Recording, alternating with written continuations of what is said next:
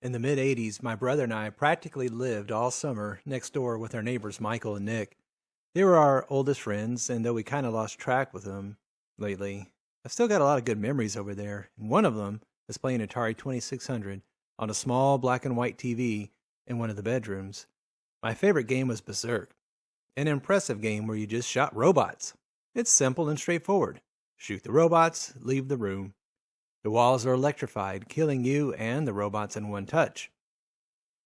You have a slow blaster which fires from your right side, making aiming a bit more elaborate than contemporary games. On the first map, the robots don't even shoot. You get your bearings, you learn how to move, and you watch how they act. The shooting starts on the second map. It'll be slow initially, and not all robots will attempt to fire.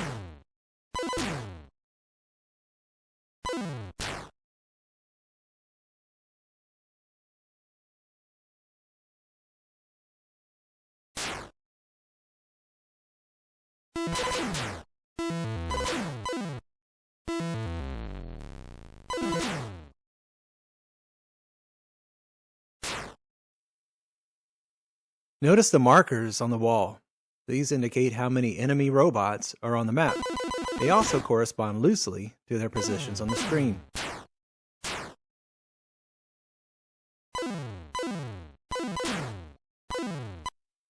Dying enemies turn into smiley faces. It's a weird little Easter egg.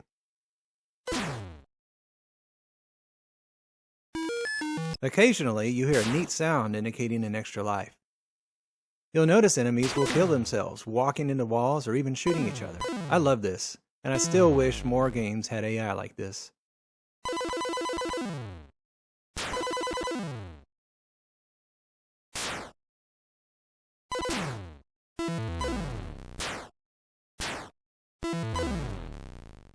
The robot eyes move faster as the difficulty gets harder and harder. Eventually, you'll want to use the maps to your advantage, positioning yourself to fire across the top of the wall, with the lower portion serving as a shield. There are a couple of unique things that you could do in the game. I don't know if they were designed this way, but we figured them out as we went. One is that you could block an enemy shot if yours was precise. When your bullet hits their bullet, they just cancel out. It was really, for me at least, tricky to do this reliably, but when it happened, it was hysterical. It wasn't as amazing, though, as when everything aligned and an enemy bullet would pass in that weird little gap between your head and your torso. I guess the bonus to not having a neck was nobody could shoot you in it.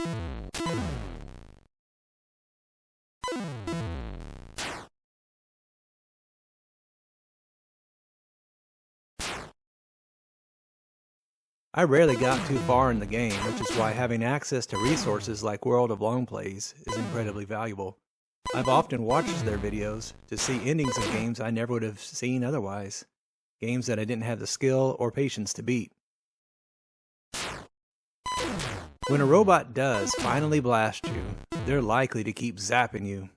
We laughed at this as it seemed an unnecessarily brutal taunt.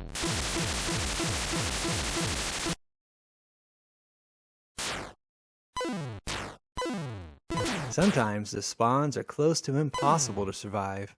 The level may start, and before you can blink, a robot has collided with you, killing you immediately. The wall is a constant threat too, as you may errantly step right into one at the beginning of the map. There's a tougher mode where evil Otto appears, a terrorizing smiley face, bouncing through everyone just to get to you. There's one setting where he will respawn when he's shot, but there's a harder setting where he's unstoppable. This is the gist of the game. Check out Gaming Jay, an amazing gamer playing through 1001 games to play before you die. He plays Berserk at my behest, and I think he has a really good take on it, including looking over the arcade game as well as the Atari version. And of course, thanks to World of Long Plays for the footage that we get to see and enjoy.